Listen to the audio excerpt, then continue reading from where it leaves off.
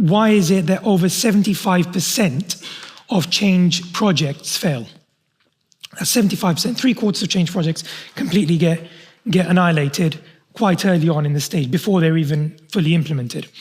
And my take on it is it's three reasons. Firstly, fear. People are afraid of new things. They don't know how it's going to affect them. They don't know how that imposter syndrome, I think Stefan mentioned as well, that's going to come to light. I've been doing certain things a certain way. This new project or new product or the new person is about to join the team. How is it going to impact me? Completely selfishly, am I going to be put out in the open and shown that actually I wasn't as smart as everyone believed I was? This new thing is taking up the thing that I hang my hat on. When I joined my company, I was the best at Excel. So this is back in the day, 20 years ago. So I was known as being the best person at Excel. People used to come to me for Excel tips. VLOOKUP was brand new thing, by the way. At that point, people were still trying to sum things up manually.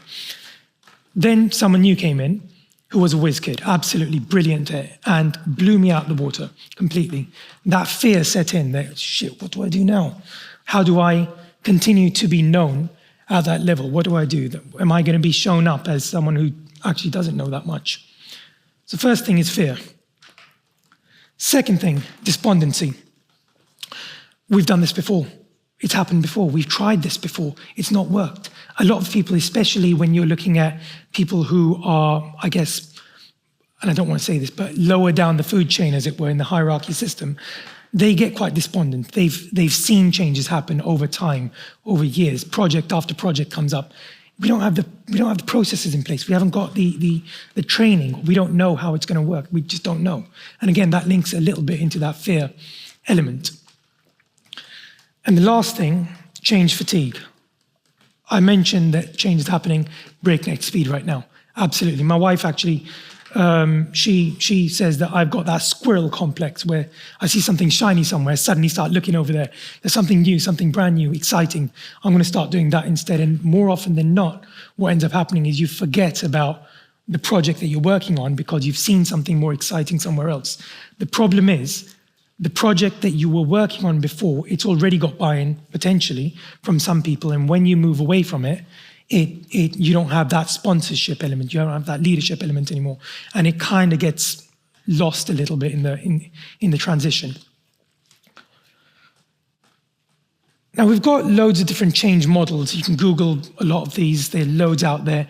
One thing that connects all of these that I think is absolutely vital is that emotional connection with a change. You've got all of the different technical abilities. And when we first started out, as I mentioned, that technical skill, you probably were hired based on your technical ability, but you get promoted based on the softer elements of your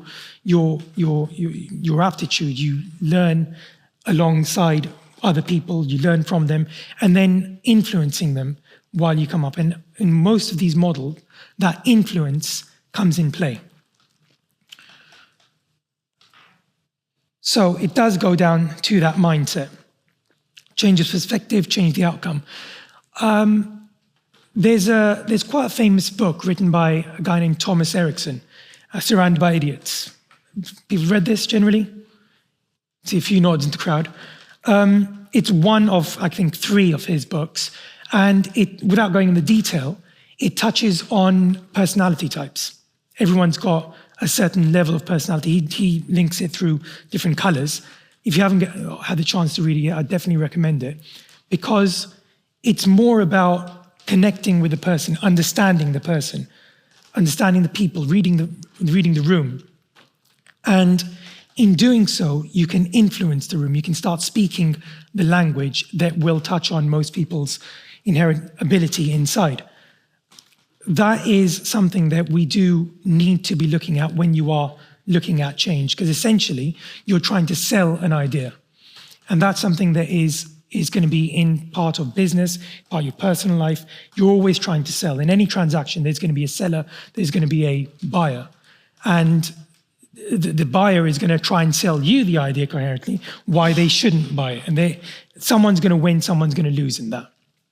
So definitely comes down to that mindset. You need to change your perspective. Instead of looking at it and saying that, right, this is a change, this is going to be something that is going to be absolutely fantastic, brilliant, saying rhetoric with every single person you interact with, you need to understand who the target audience is so that you can use their language. You can speak to them on that level.